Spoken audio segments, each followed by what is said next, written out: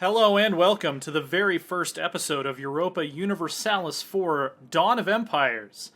We are playing a very, very different kind of EU4 game than what I normally play. Maybe different from what anyone has ever played, because I spent, no joke, about 11 hours setting this up, running through a test game on observer mode all the way to 1750, seeing that it didn't play out how I wanted it to, and then tweaking everything, and then running another test game to then see that everything was functioning correctly. So what I've done is I have populated the world with 32 historically inspired one-province minor nations, each with custom ideas. They're sort of based on ideas for existing countries that have a similar culture or similar theme to them. But I did customize them quite a bit. I didn't go as far as to customizing the names. That would have taken probably another 10 hours. So there's 32 of them. Not all of them are OPMs, but I don't want to spoil. There's a couple Easter eggs in here that are not OPM nations that are going to become important at some stage in the game. So it's almost going to be like Civilization, where we're all expanding out. Everybody starts with one colonist, and everybody gets Siberian frontiers as their first idea, once they get their admin tech up high enough to unlock that first idea group. This was the key, because without this, more than half of the world is still uncolonized in 1750, and that's not as fun because we don't get borders bumping up against each other and all the fun conflict. So I'm not going to scroll around the map yet until I load into the game, because I don't want to spoil anything that's outside our immediate environs. Who are going to play as the Norse, starting in Akershus. By the way, I have a cold, so I will be sipping some tea during this. Hopefully that doesn't bother you too much. Our immediate neighbors, we do have the Finns over here in Viborg. The Teutons are hanging out in Westphalia. We have the Britons around the historical Celtic town of Camulodunum. Gaul down here, representing the continental Celts. We have Iberia, which kind of represents the pre-Roman Iberian tribes. They're like the Lusitani and the Arevaki and those kind of guys. Of course, we have Rome. Can't get away without Rome. Carthage down here in North Africa. We have Greece starting from Athens. Egypt right down here in Cairo with their lovely pyramids. We can barely see the start of Arabia in Mecca. And I think that's all that's visible to us currently, but there's quite a bit. I tried to intersperse the nations fairly evenly across the globe. Obviously, there's a slightly higher density in Europe than there is elsewhere. But there are 32 total, so we're only seeing a small handful here. I tried to base it on either what that civilization looked like as far back in history as we have any record of. So Egypt, for instance, is based on Pharaonic Egypt. I brought in the religions from the Converter, actually, for the not the Converter, the Extended Timeline mod. I ported over all of their religions, which doesn't cover everybody, but it lets us have Egyptians in Egypt. It lets us have Druidism in Gaul and Britain. Rome starts out as Hellenic. Greece also starts out as Hellenic. I made Carthage Ashurist because their religion isn't modeled in Extended Timeline since it's from before 1 AD, but that was the closest. Phoenicia is a Levantine state, and this is about as close to the ancient Levantine religion as I could get, other than maybe Judaism, but that seemed kind of weird to have Jewish Carthage. There is a Jewish state. I'm not going to tell you who it is quite yet, but based on the fact that Israel is blank, you might be able to guess. So they're all historical-ish. Oh, I might have missed the Slavs out here in Kiev. They're also going to be a player. And we all kind of start with government types that make sense for, again, either the furthest back in history or like taking from an iconic period of that civilization. So Rome is an oligarchic republic, so is Greece, I believe, and Tunis. whereas a lot of these Europeans are just tribal societies or just tribal despotism, including ourselves. We are a chiefdom. I did cheat and give myself a 666 ruler. That's really the only cheat thing I did to give us a little bit of a head start. Other than that, I didn't give us super broken ideas. They're sort of based on the Norwegian ideas with a little bit more bent towards military. We are, of course, of the Norse religion. Our brothers, the Teutons, are of the Germanic religion, which is considered a heresy. They have slightly different names for most of the gods, but they're basically the same gods. So we're going to start out with... We might start with technology cost, just because we want to get to that admin 5. So Snotra is going to be our first patron deity. We're going to set our native policy on beat 'em up, so that we can colonize faster. And... let's see, we have the spreading of Norse rituals decision. Why wouldn't we want that? And we currently have a mission to colonize Brotsburg. I'm going to try my best to make clean borders. I don't know that everyone else will. I started them all off with leaders that have the obsessive perfectionist, just so they will at least start out making clean borders, even though it might not stay that way. So we're going to try to colonize our Ostlandet area first, and then I think maybe our next order of business will be trying to block off the Teutons around Bremen and Lübeck here, because we want to take advantage of as much of that meaty Lübeck trade node as we can. But generally, we're going to stay in Scandinavia until we fill it up. Then we'll probably try to grab Iceland, some of these islands, so we can start exploring. I do kind of know what the New World looks like. It is a random New World. And by the way, we're using flat province values, so every province has the same starting development. So I'm not going to spoil it. I'm going to go ahead and play how I would try to play how I would normally play if I didn't know what was over there. But it is a random New World. It's not the traditional New World, so that's going to add a little extra element of fantasy here. So let's go ahead and take this mission to colonize Brotsburg.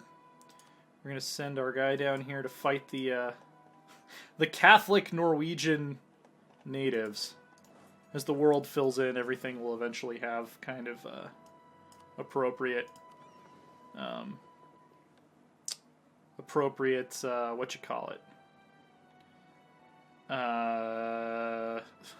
Why am I blanking on it? Religions. So, no, we don't want that. We want to send these guys on a mission to protect trade in the Lübeck node. We also want to be collecting trade in the Lübeck node. And do we have trade power anywhere else? It looks like the English Channel. We could start transferring some trade up here.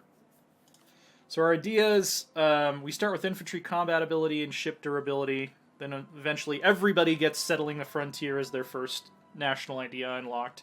So you'll see it's going to be kind of slow expansion at the beginning. Then once people start getting up to Admin Tech 5, the map really is going to start filling in. I'll tease that there are a couple civilizations that have this unlocked from the beginning that are going to have a little bit of a head start on colonization, but they also have some other disadvantages. Then we get colonial range, we get a bonus colonist, manpower modifier, shock damage, production efficiency, discipline, and our tradition is trade steering. So kind of warfare and trade focused. I might try to see if I can just go ahead and make an alliance with the Teutons. They don't like us too much at the moment. So we'll just place our diplomats, put them on neighboring countries for now. And I think probably hire one advisor, so I'm going to hire an admin advisor. Yearly prestige. Oh no, we fought a battle against Norwegians who are for some reason dressed like Eskimos. We become one of the great powers. I am not, under any circumstances, going to open the great power screen. In fact, if I accidentally open the great power screen, I'm going to edit it out because that will spoil some of the surprises. Oh, we also need to make sure our army is maxed out. So we're going to do 2 cav and the rest infantry. Might end up having to fire our advisor. Alright, we have an heir, Ottar. He has pretty good stats. Cecilia is our new queen. It's too bad there's not like an old Norse lost culture, because we are going to be... yeah, we're going to have to fire our advisor. Whoops. We are going to have like some Christian Norwegian names in here. I almost always take this expand the colonial borders thing, even though it's going to put us in debt a little bit.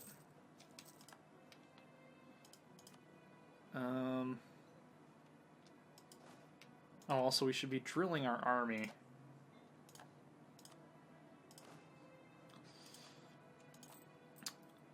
Colonial maintenance. Fleet maintenance. I think we can go into a little bit of debt. How soon is this going to be done? Pretty quick, it looks like. Yeah. Let's see. Visits from some shady people. We're going to take the prestige. We got colonial enthusiasm. Yeah, we'll go ahead and improve our prestige. We'll get there eventually. The months are ticking by really fast because at this point the map is a lot less populated than it is in the default start date.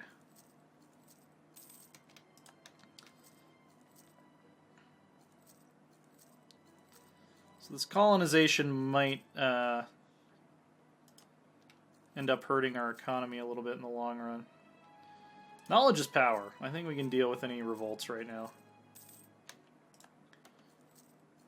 Yeah, we're taking out loans faster than I'd like to be, but since every province starts with 11 development, we should be able to flip that around without too much trouble.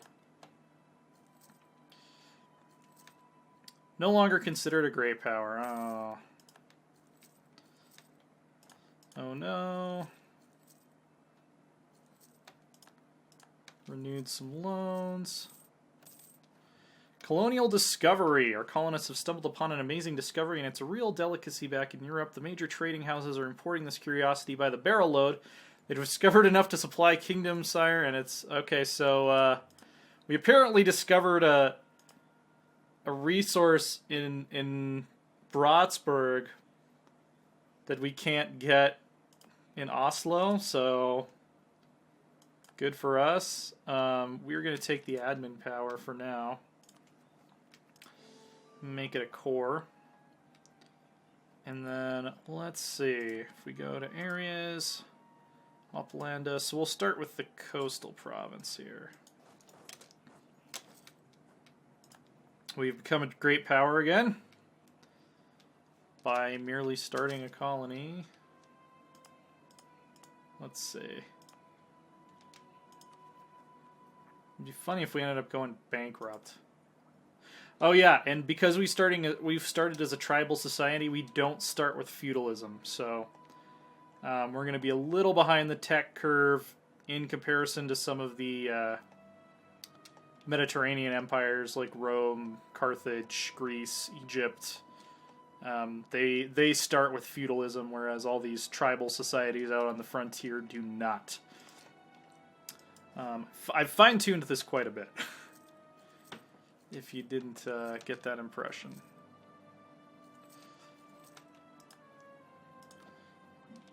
Okay. I think we're going to go ahead and probably eat the tech penalties. Let's see. This would give us 2 towards late feudalism.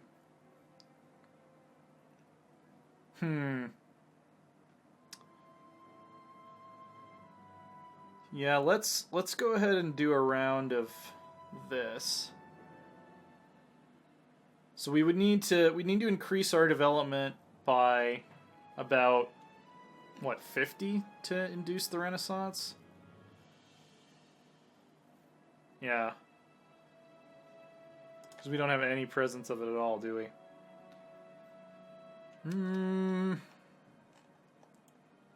See, it's going to take a while to spread from down here is the problem. Because these guys aren't going to expand up this way for a while. So if we're paying 50% extra for tax... Yeah, let's just go ahead and develop our capital. Why the hell not?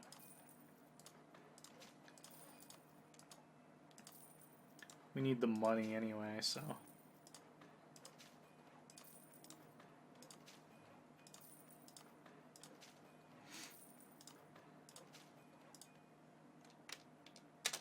See, let's wait for that last 130 military power.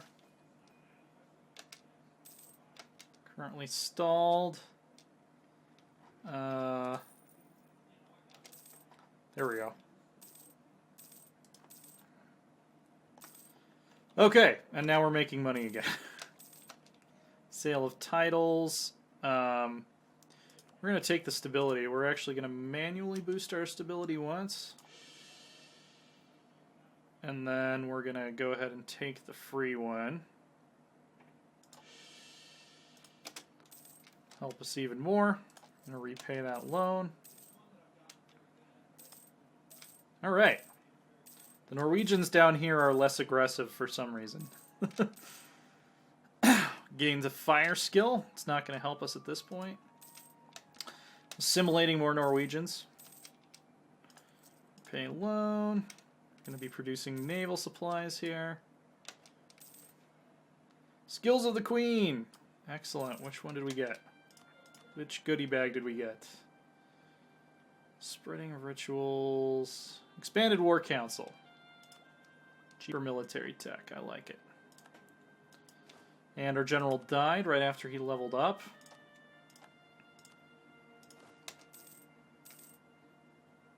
We're actually getting very close to 100% drill on this army. What is our institution embracement cost? 51. Let's go ahead and pay off our loans first, because we don't want to accumulate interest on those.